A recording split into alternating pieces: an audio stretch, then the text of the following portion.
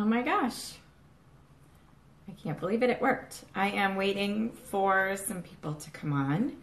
We'll give people a chance to connect with us. My name is Laura Distin. I am from the Ironstone Nest originally. You can find me over at Laura Distin 360 on Instagram. I am still the Ironstone Nest over on Facebook. I tried to change my name with Facebook, but for some reason they won't let me. They're keeping me as the Ironstone Nest. Oh, welcome. People are starting to join. Hi, everybody. How's everybody doing in this Christmas season? Are you ready? Do you feel at peace? I'm live on Facebook. I'm over here on Facebook on Grace to Parent, and I'm here on Instagram. So I'm going to try to juggle between the two for the next half an hour. Welcome. Oh my gosh, look at all these people popping on. This is fun. It's kind of gray and overcast here. I'm coming at you from Georgia. Hi, Joy. How are you? Welcome. We'll give just a few more minutes and then we'll get started. This is so fun.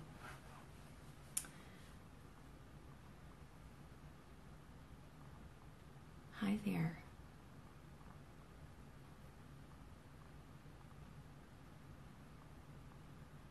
Welcome, welcome. Hi, Facebook people coming on. Happy Tuesday. Merry Christmas. This is so fun. Well, I am going to get started and then hopefully people will just pop on. Feel free to ask me questions as I go along. I want this to be interactive and more like a conversation. One thing I don't want this to be or feel like is preachy. So I want to share a little bit of my story, and I want you to feel like you're here with me and you can ask me whatever you want to ask me. First of all, I want to thank Remy for, one, having the courage to start Grace to Parent. Having started my own business, I know the fear that can come along with that. And so I just want to congratulate Remy and thank her on behalf of all of us for the work that she does with Grace to Parent and for putting herself out there and taking the chance. I thank her for that. We all need you to do what you were meant to do in this life. Fear likes to tell us that we shouldn't do it or we can't do it. And I always high five the people that are stepping into whatever they feel they need to be doing in their life. It's not easy like I said, having done my own business for many years. So thank you, Remy, first of all, for starting Grace to Parent. And thank you, Remy, for having the courage to reach out to me and trusting me with your Instagram page today and your Facebook page today. And hopefully I will do you justice. But I know that God is here with us and he will hopefully bless all of us with our time together today. Hi, everybody. Oh, we're getting more joining. This is so fun. Anyway, again, my name is Laura Distin. You can find me over at Instagram, Laura Distin 360, or you can find me on Facebook at The Ironstone Nest. I also have a website, theironstonenest.com. A little bit of my background. I have done speaking engagements in 5 different states. I've been in 5 publications. I used to be a monthly guest on a TV talk show in Wisconsin, which was a lot of fun. Again, God likes to work in mysterious ways. So what I'm going to be talking to you today about is taking control back of your life and sort of, instead of being reactive to our life, being the author of it and realizing that we can actually do that. I think we forget sometimes that we have 2 arms and 2 legs and can make choices with where we put our attention. Satan likes to keep us very busy and very distracted. And this world does a really, really good job of doing that for us and giving us to-do lists. And I am not an expert by any means, but I have a lot of experience with being way too busy. And just to give you a little bit of that background, so when I graduated from high school, rather than going off to college, I worked full-time right out of the gate. I took a year off and I started working at a law firm and worked full-time and put myself through school at night, which is crazy. I mean, I went to school 4 nights a week. So I would leave work and then go to school until about 9 or 10 o'clock at night. I had no life for 6 or 7 years. And in the midst of all that, I got married. I had a first marriage. I got married, and then I quickly got divorced. And when I got divorced, I moved across the state. And in addition to moving across the state, I thought it would be a really good idea, not just to uproot my whole life, but let's also train for a marathon while working full-time. And while working full-time, let's also get an esthetician license. Okay, so I went to school, I was training for a marathon, and I was working full-time while trying to start a whole new life. I mean, if you know me well, I've always, my motor tends to idle at a pace that's a little higher than most people. And so I always feel this need to go, go, go. And I've had to wrestle with that quite often.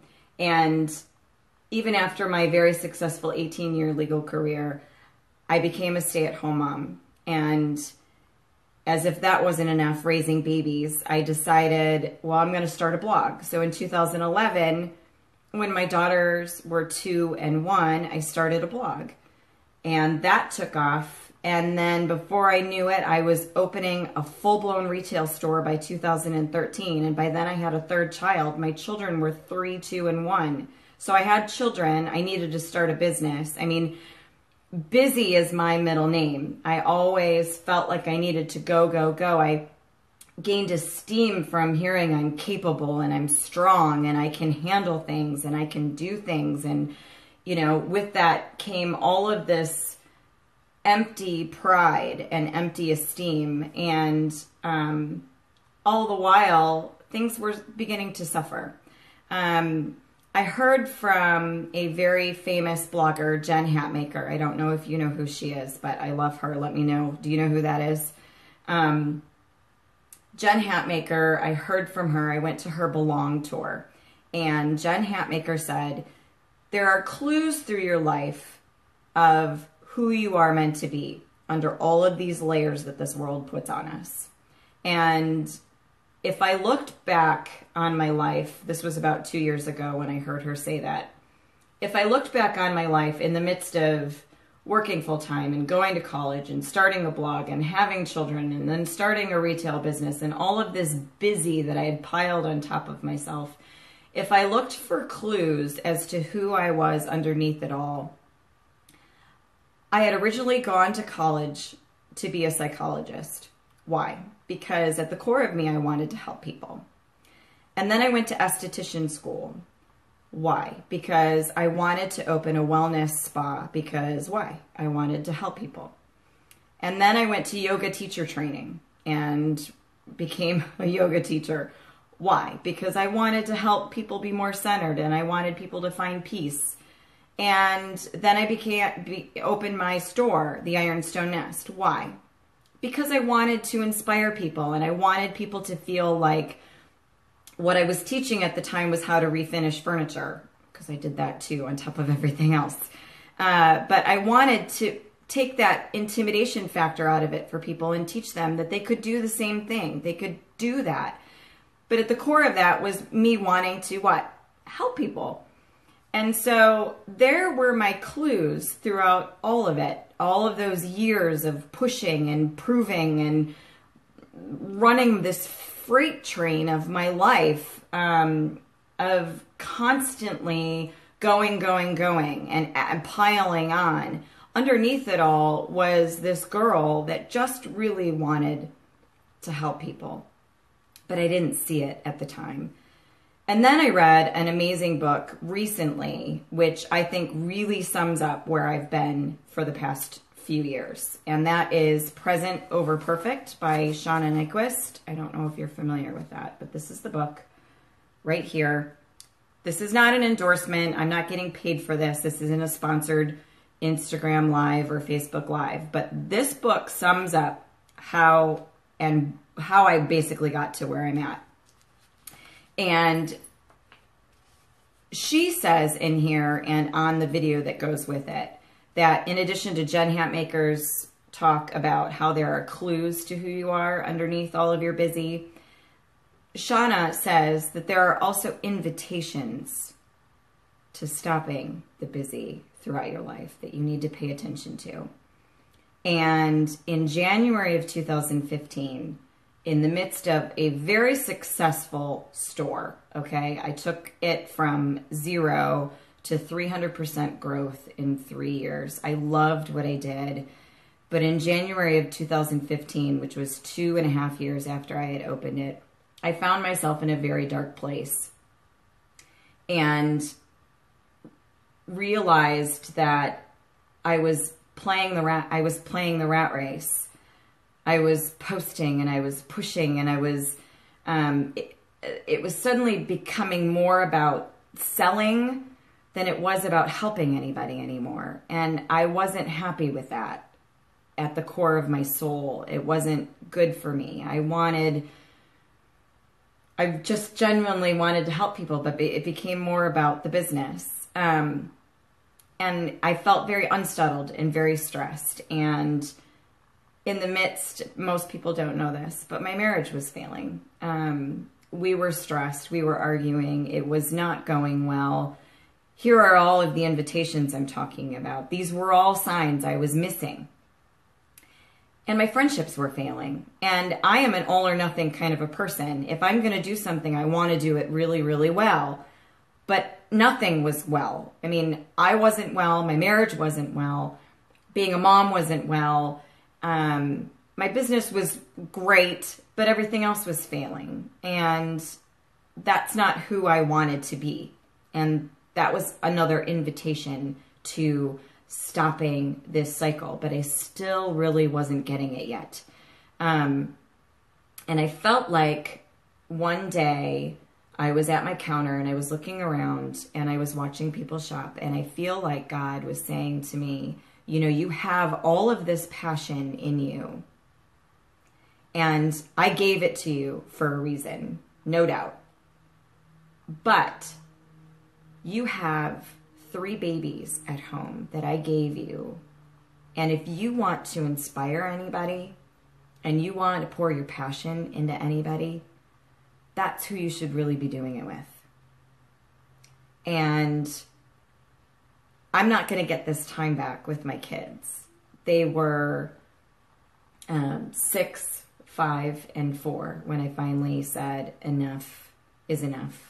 And I need to go home and I need to be with my babies. I can't control everything that's out there. And if I really want to make a difference in this world and I really want to help people, then I need to go home and I need to be with them. And so I felt like that was a huge invitation to me. And I heard it. And I feel like that was really the straw that broke the camel's back for me. Because selling myself and feeling a little stressed and my marriage not going well and all of that was not enough of an invitation. But to hear my kids need me, well, that did it. Because we all know that as mothers, we really want to do well and we want to raise them well. And what better legacy to leave behind than our babies. And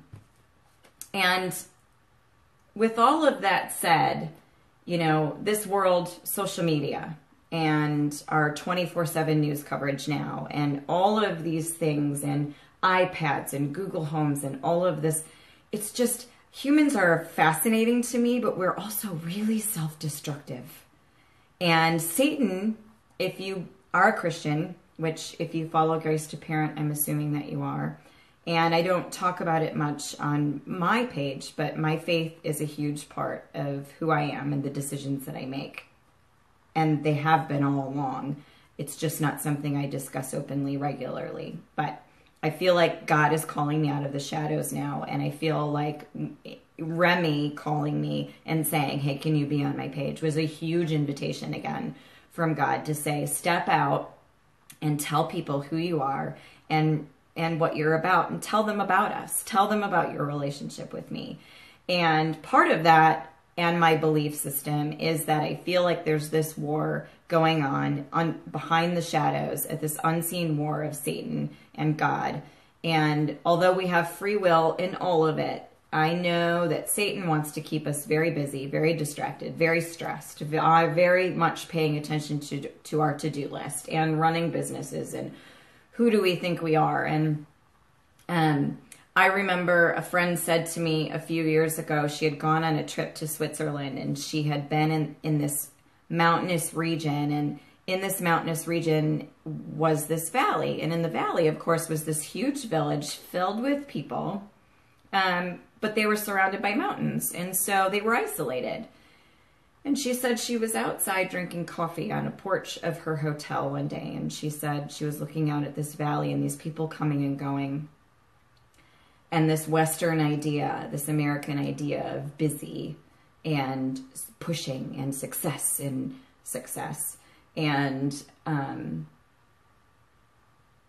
you know, being an entrepreneur, starting a business and doing, and bigger houses and better cars and all of these things that we do. She said she was sitting there and she watched these people go about their day. She said she spent a few meditative hours. And she said, you know, who are we to think that we're more important than these people in this valley who will live and die there? They go to their little market and they do their thing and they raise their families, and it's enough. You know, but the Western society has us going. And that really stuck with me. You know, and the other thing, and that I don't want to miss, is that, you know, God says we're perfect as we are. As we are. We don't need to do anything else to prove or to get his love. As we are, we're perfect. So who are we proving and pushing and hustling for?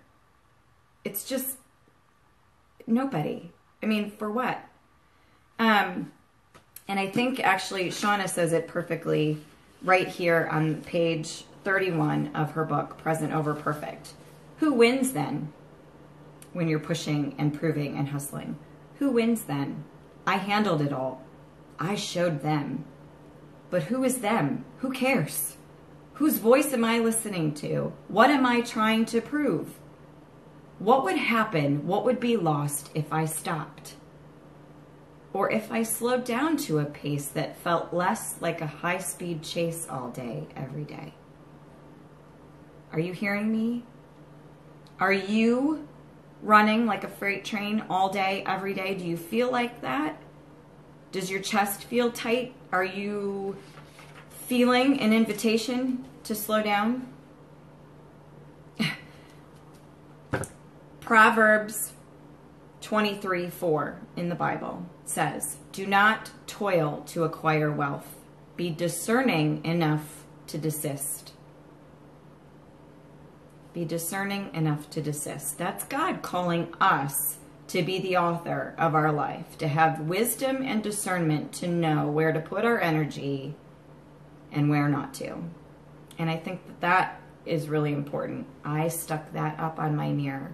Do not toil to acquire wealth. And wealth, you know, of course, we're probably thinking money or cars or houses or whatever, but wealth is also pride and ego and all of that. And it doesn't matter. He says, be discerning enough to desist.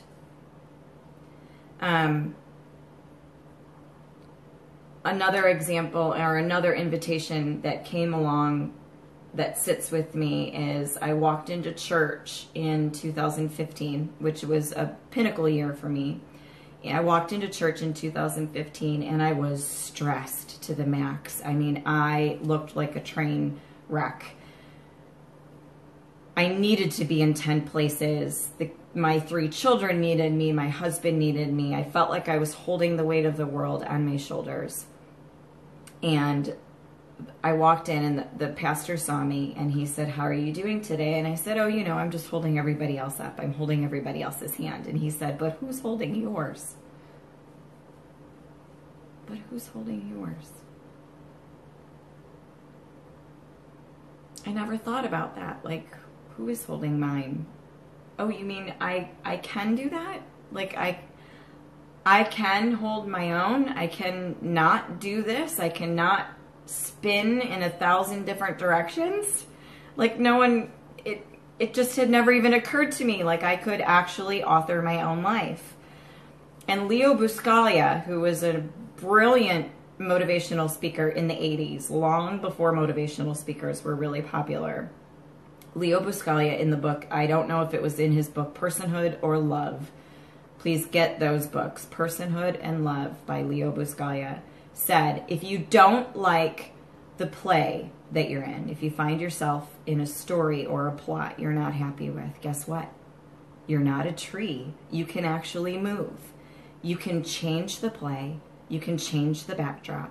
You can change the players. You can change the plot. You have the ability to change the way the story goes. Isn't that empowering? No one tells us that. See, the world wants us to be busy. This world wants us to be checking our Facebook pages and checking our social media and pushing and proving and taking seminars and doing all of this stuff and doing 20,000 things on our to-do lists and buying 100,000 different Christmas gifts and racking up debt so that we're just a slave to all of this. It's not necessary.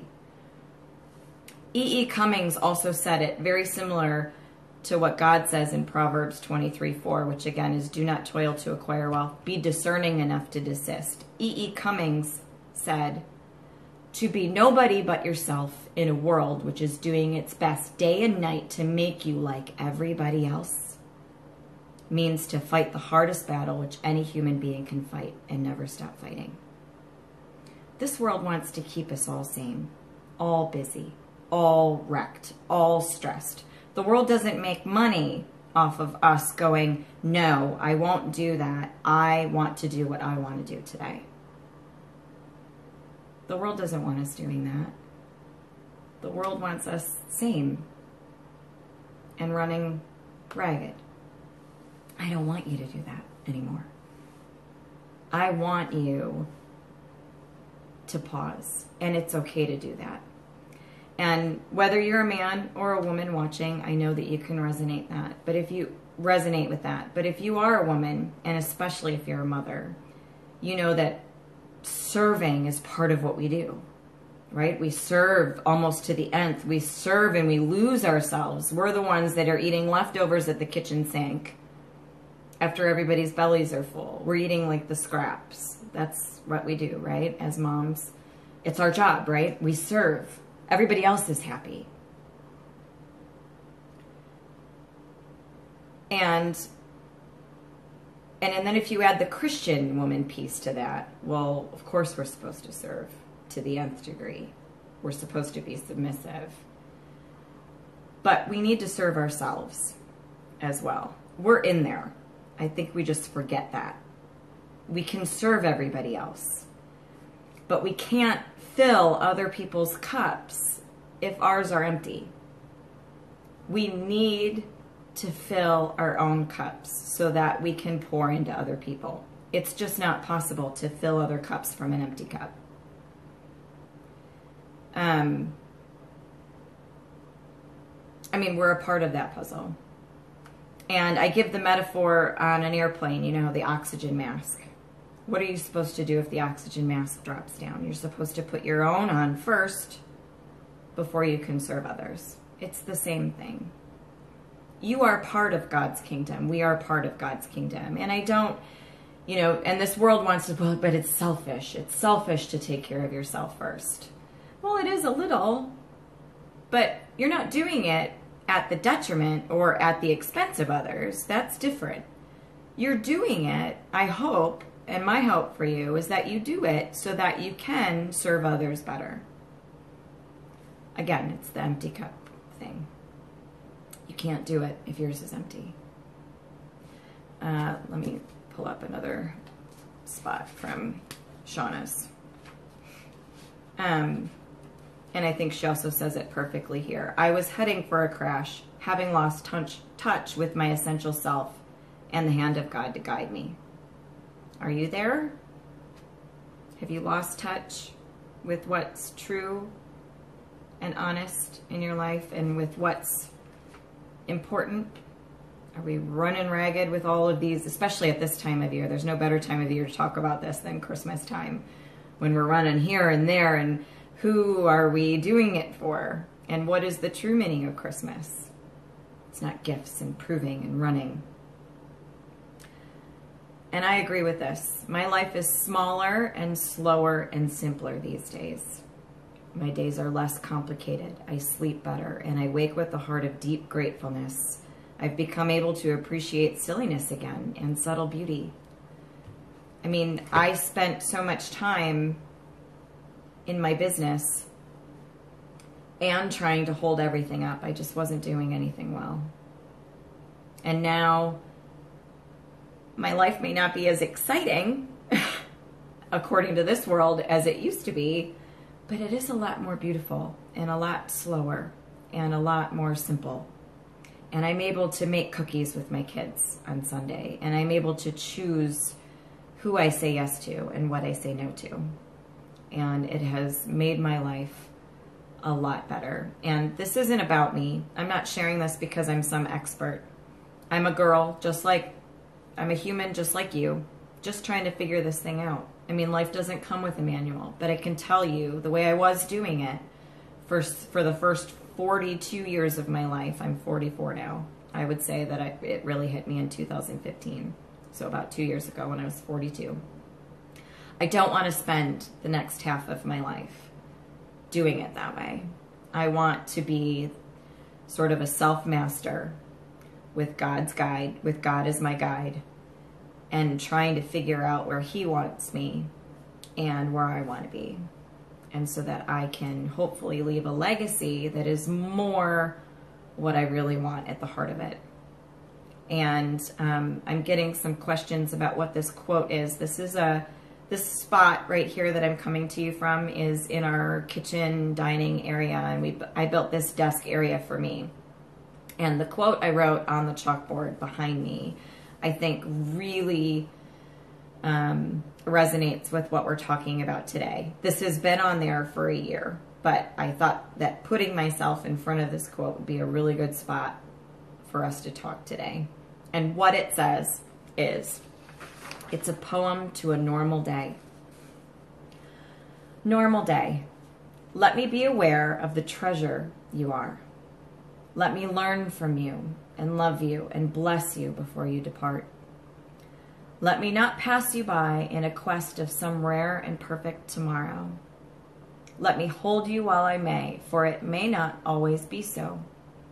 One day I shall dig my nails into the earth, or bury my face in the pillow, or stretch myself taut, or raise my hands to the sky, and want nothing more than all the world, your return.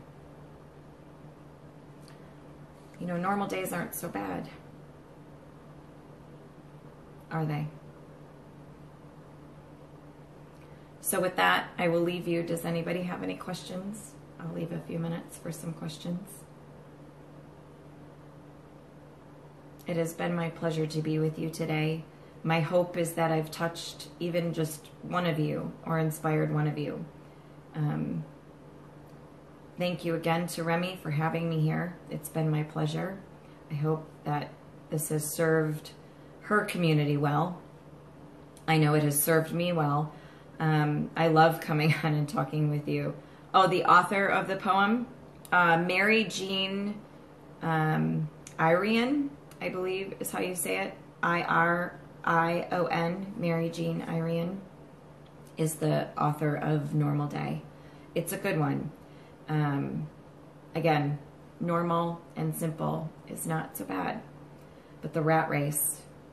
Oh, you're so welcome, Joy. It's been my pleasure. Thanks again to Remy. Merry Christmas to all of you. May God be with you, and may you be blessed during this season. And I wish you peace for the rest of this life that we have. God bless. Merry Christmas. Thank you again.